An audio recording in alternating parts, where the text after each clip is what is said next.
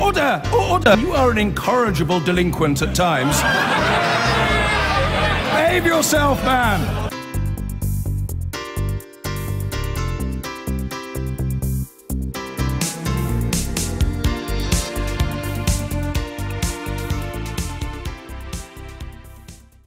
Tonight, I talk to the Liberal Democrat leader, Tim Farron. Did you have an I Love Maggie sticker on your book or what? No, I don't believe I did. I had pictures of strange sort of left-wing politicians. I remember I had a Mrs. Thatcher picture. You do not need to agree with me. What are his ambitions? I am determined to lead the opposition in this country because if it isn't the Liberal Democrats, there will be nobody else. Why he thinks we need another referendum. I voted Leave, and I'm proud to have voted Leave, and I knew what I was voting for. That's fine. They've twisted the will of the people. The single market wasn't on the ballot paper. Leaving the EU was, absolutely. Everybody knew that it meant the single market as part of the mix. And where he sees the UK heading. I actually want as a country to actually like one another. I want it to be a decent country. I want it not to be a divided country. Good evening and welcome to the Tonight programme. In just over 30 days, the UK goes to the polls, and over the next few weeks, we'll be face to face with the leaders of Britain's largest political parties, asking the questions you want answers to, and I hope finding out what makes them tick. Nice to see you too. First tonight, the leader of the Liberal Democrats, Tim Farron.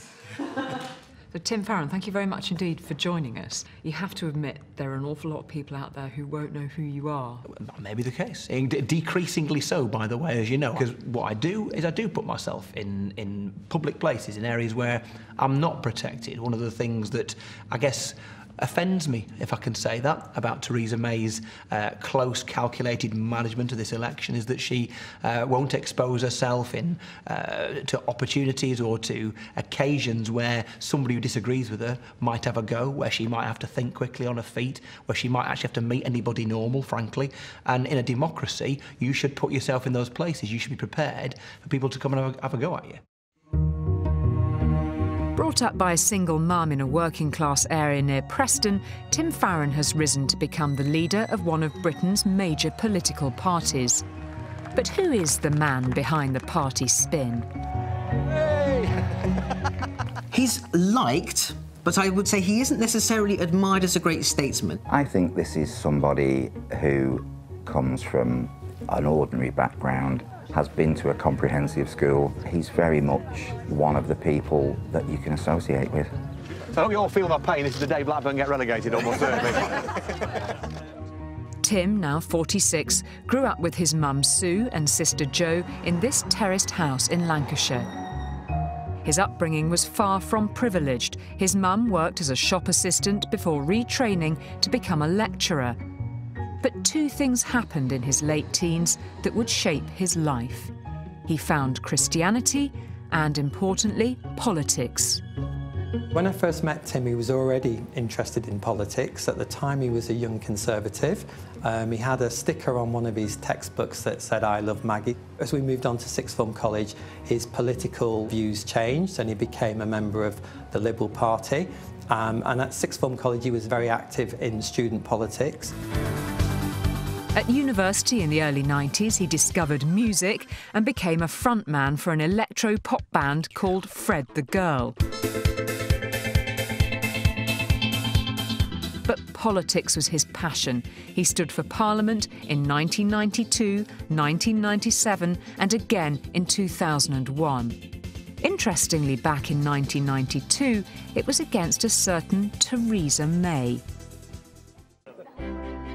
In 2005, now married to his wife Rosie, he finally made it, winning what had been a safe Tory seat in the northwest. He's portrayed by friends as an ordinary bloke, a football fan, a fell runner, he often jogs with his spaniel Jasper, and a devoted father of four. And this sense that he lives far from the noise of Westminster was also true when it came to his relationship with the coalition government. He voted against increasing tuition fees, was one of only 2 Liberal Democrat MPs to vote against the bedroom tax, and was vocal about his colleagues not standing up to the Tories. I am in no doubt that being in coalition with the Tories has tainted us. He's played a very careful and quite a clever game in the Liberal Democrats of not being conspicuously disloyal, but keeping himself aloof from all the compromises that were made in coalition. So he was in a very strong position to basically give the Lib Dems a big hug and say, all that coalition process, that was so nasty and painful, but it's OK, we're still Lib Dems. A cruel and punishing night. In their disastrous 2015 election campaign, Tim was one of only 8 Lib Dems to hold their seats. Then he was elected leader. We have no automatic right to bounce back. We have to do it ourselves, but we will. I am going to make sure of it. An issue which has dogged Farron is the extent to which his faith influences his attitudes to issues like abortion and gay sex. At first he refused to say whether or not he thought that gay sex was a sin. I think, if I'm honest with you, it's possible that I'm not the only person who's getting tired of this line of questioning. No, probably. Till finally he said, no, I don't think it's a sin. The problem is that kind of made him look a bit shifty because it took him ages to answer, and I think a lot of people suspect that he probably does think it's a bit of a sin, but was sort of bullied into it by the press. And what makes this controversy all the more odd is that Farron has close friends who are gay. Tim is probably my best friend. I've known him for over 30-odd years. He's the first person I came out to as being gay when I was 19. He absolutely just took it in his stride. It's never been an issue. And my own personal experience is that, you know, he isn't homophobic and that he is absolutely liberal in his values. Farron, a working-class Christian northerner, would admit himself that he is not cut from the same cloth as more recent political party leaders. And he's just hoping that difference is why voters might choose him on June the 8th. So tell us a bit about yourself. You were raised by a single mum, effectively, weren't you? Your dad left when you were 5. You're from a working-class background. Tell us a bit about that. Well, that's true to a degree. My mum and dad divorced when I was 5, although my dad has always been a great dad, but my sister and I, we live with our mum.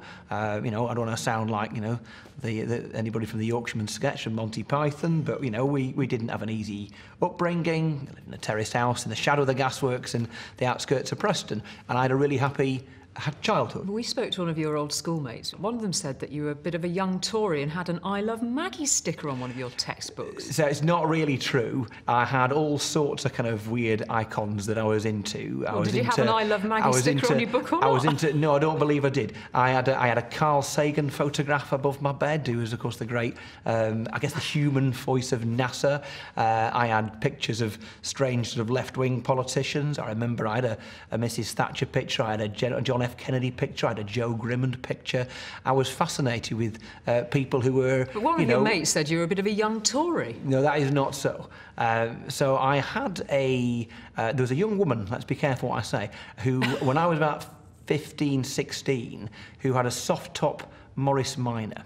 And she was a young Tory. And so I was somewhat taken aback by her, but frankly not by her politics. There was a very clear and big moment for you at 18 when, on a trip to Singapore with your mum on a rainy afternoon, you picked up a copy of the Bible and it changed your life, didn't it? Tell me about that. It's a bit more complex than that, but I'm not somebody who kind of looks up at the stars and say, oh, there must be a God. I'm somebody, as an 18-year-old, made what I thought was a rational choice, and I still do, to become a Christian. A lot of people have heard you talk about your faith, and you've been very open about it, actually, and perhaps a bit more vociferous than many previous political leaders of faith might have been. Do you understand that there's perhaps a sort of British discomfort with that, almost? Yes, I mean, and I do. I mean, I remember my... it feels a bit un-British. Do you know, my grandfather used to say the same thing. He said, not about Christianity in particular. He said, the thing about the British, they're suspicious of anybody who's a bit too keen. And you probably see what I mean. Do you? I don't hide it away because I don't see why you should. But I also think that politicians who try to use their faith for political purposes, that's a bit American. It's something that I feel is not quite right, and so I don't do it. OK, well, we know that it's got you into very tricky waters recently. We'll touch on that shortly. But to talk a bit about your faith and your family, I suppose. You're very private about your family life, your 4 kids and your wife. Just give us a snapshot of them and what they make of you being Lib Dem leader. Well, I mean, I am private about it because they didn't choose for me to do this. So my wife and I have been married 17 years. When I met Rosie, she already had a little girl who I am dad to. She was 5, I think, at the time. And we have 3 more children who are 15, 13 and 11. And I love them to bits. That's, you know, so I keep them out of the public gaze largely because I love them and I don't want them to put up with any intrusion or any nonsense. We spoke to your friend Ian, who came out to you on a holiday, didn't he, when he was 19? He did. Tell me about that moment. Well, Kiwi's been my mate since I'm not allowed to call him Kiwi anymore because he's decided he's middle class these days, so he's Ian. And I've known Ian since I was 11 or 12, been one of my very best mates, probably since about 14. And what can I say? We were on holiday together with my mum and my sister. Been a great mate to me, but he was also a friend of the family. And, you know, he told me he was gay. And I was genuinely... Was I surprised? Probably not really. Was I expecting it? No. How did I feel? Genuinely moved that he trusted me, I think. But you'd converted to Christianity at that point. I don't go judging anybody. He's my mate. And as we, you know, he's just, as we approach our late 40s, he's still my mate. And I'm very proud of him. Now, you've made your position on this clear now. You've said that you do not believe that gay sex is a sin. But didn't this absolutely highlight a crucial issue when it comes to leadership, and that is judgment? No, I don't think so. If that's what you think, that you don't believe that it is a sin, so why did it take you so long I think real judgment is believing that one's personal and private faith is just that. But it is a question of judgment, because you could have closed that story down and instead it rumbled on for absolutely ages until you were really forced to say it, and you could have closed that issue down. But I think... You could have concentrated on all sorts of other politics. I think most people believe that in politics and in all life, people's personal faith is just that. And it is not right for us to force that on other people, nor to be forced to be in a position where one has to talk about the intricate details of one's faith. But I am determined to build a country, to lead a country where LGBT rights are absolutely central to it. People will look, though, at the leader of a Liberal Party who has been very clear that you believe that abortion is wrong, that you took a while to answer a question on whether you thought gay sex was a sin or not. I have a very strong view that when abortion takes place, it should be safe and it should be legal. But and you I support believe it's wrong, the don't law you? as things stand. Again, what one believes in one's personal, private faith is just that. But you have spoken about that publicly before, haven't you? But I'm in a situation where I am saying to you that my determination is to lead a country where my children can experience a society where people are decent to one another, where people are able to have a personal faith or no faith, and to hold that, shall we say, in a way which is relaxed and free, and where nobody feels they need to hide who or what they are. We need a general election, and we need one now. It's been 3 weeks since Prime Minister May announced there was to be a general election in June, and if there's been one message Tim Farron and the Lib Dems have wanted to hammer home, it's this. Does she not know what leaving the EU without any kind of a deal means? By now choosing a hard Brexit, the Conservatives have multiplied that cost. This Conservative government is making choices, taking us out of the single market, that will damage every single community in the United Kingdom. Britain's destination could be better and brighter than the one that is currently Not that this message goes down well with every voter. Voting for a... You comment with this all the time, Mr. Farron. Come on. And you are an absolute disgrace. I voted Leave, and I'm proud to have voted Leave, and I knew what I was voting for. That's fine, that's fine. He is a regular human being with an opinion, and I respect him. Don't boo him. Don't boo him. Ever since the referendum, the Lib Dems have wanted to capitalise on the millions who voted to remain. Their big offering in this election, a new referendum where the public can either decide to accept the deal that Theresa May has negotiated or to stay in the EU.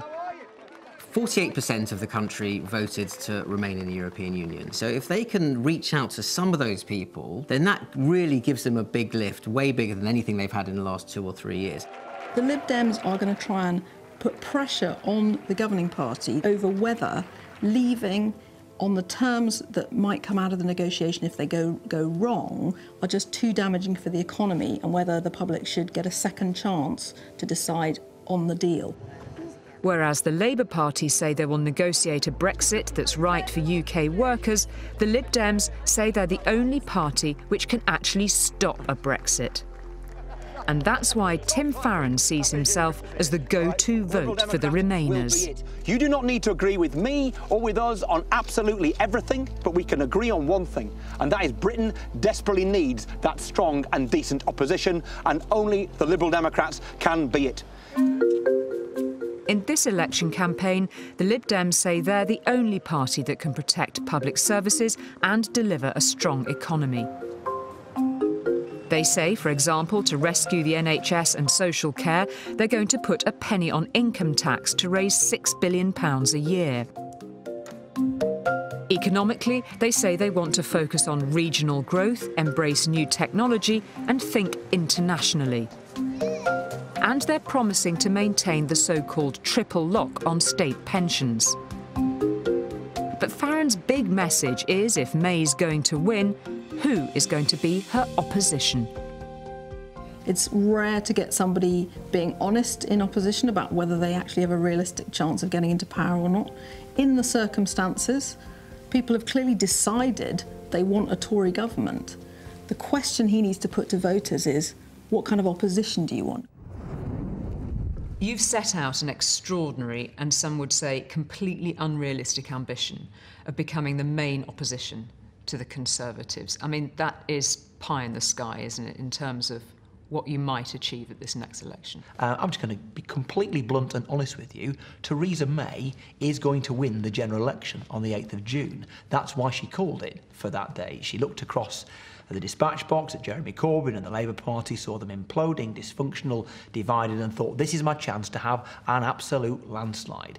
And given that that is the case, the Liberal Democrats offer Britain the only hope of there being a decent, strong opposition, to be the resistance to a landslide, which will mean that you and your family, every community in this country, will be taken for granted by the Conservatives, yes, if they have that scale of victory. Let's talk then about your USP, if you like, at the general election, and that is the offer of a second referendum. What is the evidence that anybody wants to go back to the notion of having a referendum? Well, I mean, if you're asking me whether I think the British people are delighted with the thoughts of elections and referenda, I think Brenda from Bristol speaks for millions of people. Yeah, everybody's had enough. You know, of them. they've had enough of probably politicians on their television, would like some time off.